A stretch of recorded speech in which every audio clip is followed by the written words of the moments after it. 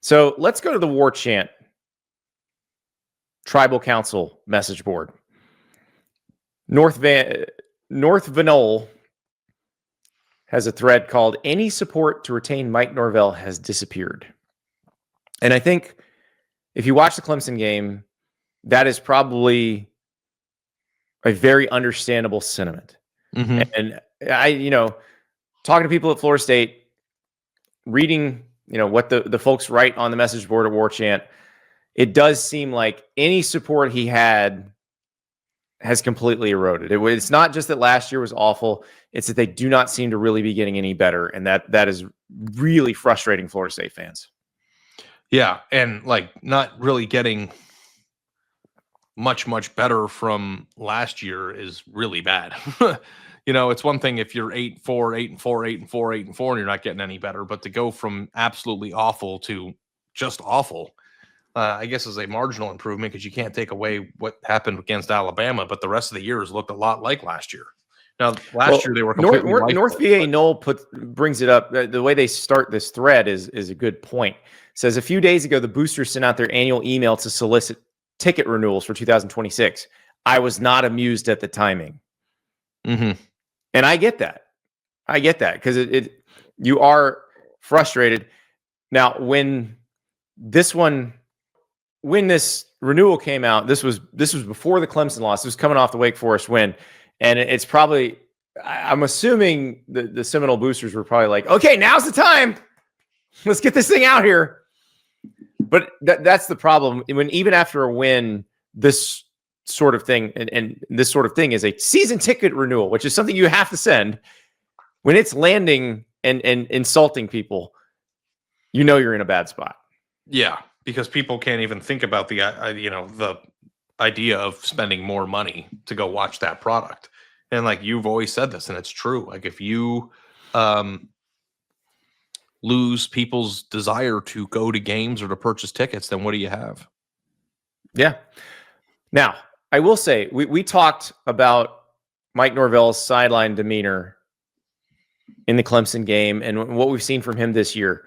And it has looked, I don't even know how to describe it. It seems like someone who kind of knows the end is near. But interestingly enough, this week, Mike Norvell came out with some fire. And it reminded me a lot of early FSU Mike Norvell before they ended up winning the ACC title in 2023, as they were working their way toward that. And this is the first I've seen this version of Mike Norvell in a while. And so we're going to play the clip. I want you to watch this, Ari, and tell me, does it feel different? Does it matter? But here's Mike Norvell this week. And I'm fully aware the outside narrative around our team is not good. Around me is probably not good. That's fine. That will not affect, the job that I'm going to show up and do. Right? The job I'm going to show up and do is I'm going to pour everything I have into this team with a championship expectation, right, for us to go grow and be better. And why I can say that? Because I've actually won a championship. I've done that. And we're going to do it again. And we're going to do it here. Right? And that might piss people off. So be it. Right? They'll be celebrating when we're hoisting a trophy. And it will be the belief and that I see from our players, the belief that I see from our coaches, the talent that I know that our players have, and the guys that are coming to be a part of this. Man, I've got elite level confidence for what's ahead of us. And I know not everybody wants to hear that. I don't care. I know what it's going to be, and I'm grateful for the opportunity that I have.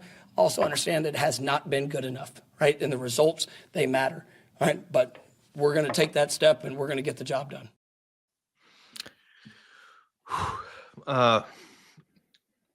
Doesn't move me at all. That was what I was wondering, because I can tell you there's a speech just like that he does. I want to say it was 2022, or it might have been 2021. I think it was after they lost. It might have been after they lost to Jacksonville State, and it was not immediately after the game, but the weekly press conference after that. And he said it. The phrasing was very similar, and the fire was similar. Mm-hmm. And so that's what I was wondering, because that one I remember rewatching that when they were in the midst of winning the ACC title in 2023. I'm like, man, he laid it all out there. That's exactly what happened. But hearing it now, well, I just don't think he's going to have the opportunity to make good on that. So well, and that's the thing. I think he's got to win all 3 games to even have a chance. All 3 remaining games to even have a chance of that. yeah. You can start your collection at PaniniAmerica.net. Panini, the makers of the most collectible sports cards on the planet. Earlier in the week, Ari was showing some beautiful cards that he's just added to his collection. I'm gonna rip a pack of Donruss football right now. This is 2025 Donruss football. We have a shot. We might be able to get an auto, might be able to get a patch card here. So we're gonna see what we got. We're looking for the rather elusive but highly lucrative and valuable downtown insert. Yes. All right. We got Geno Stone, Alvin Kamara,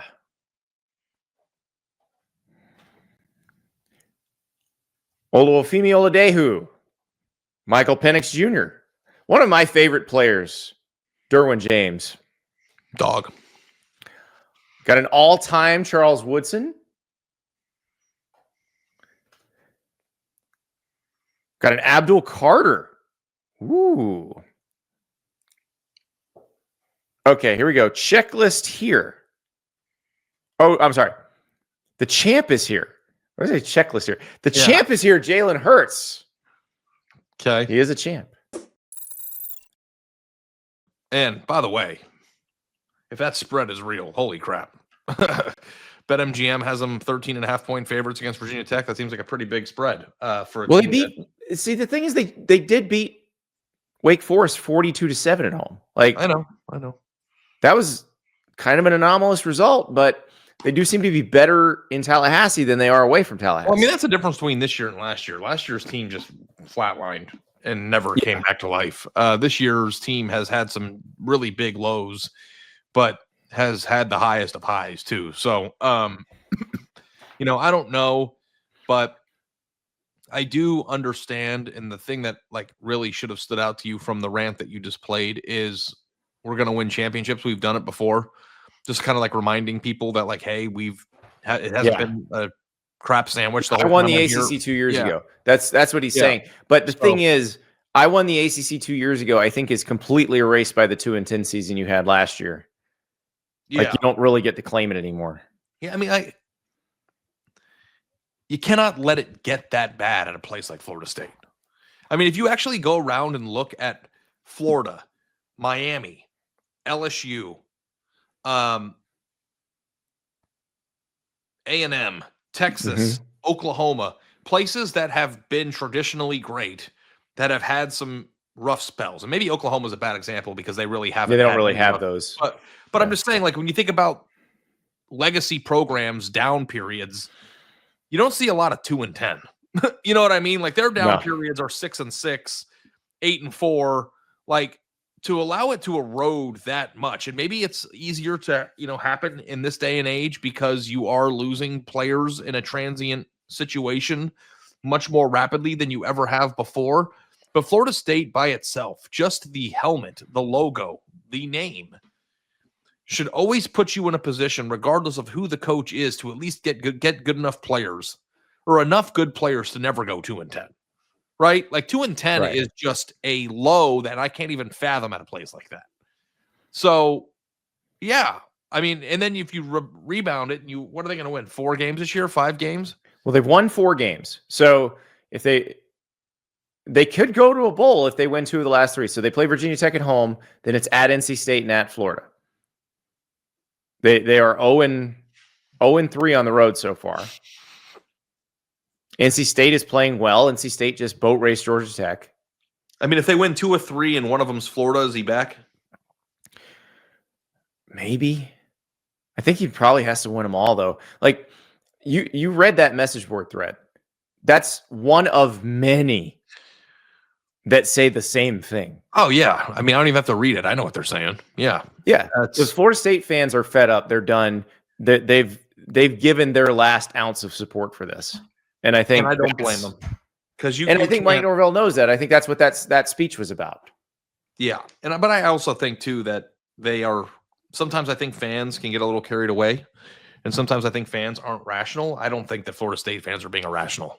I don't think this is being irrational either. I think this is incredible frustration for a situation that feels hopeless, and they would like to feel some hope again. And that hope is going to be expensive. So we'll see what happens.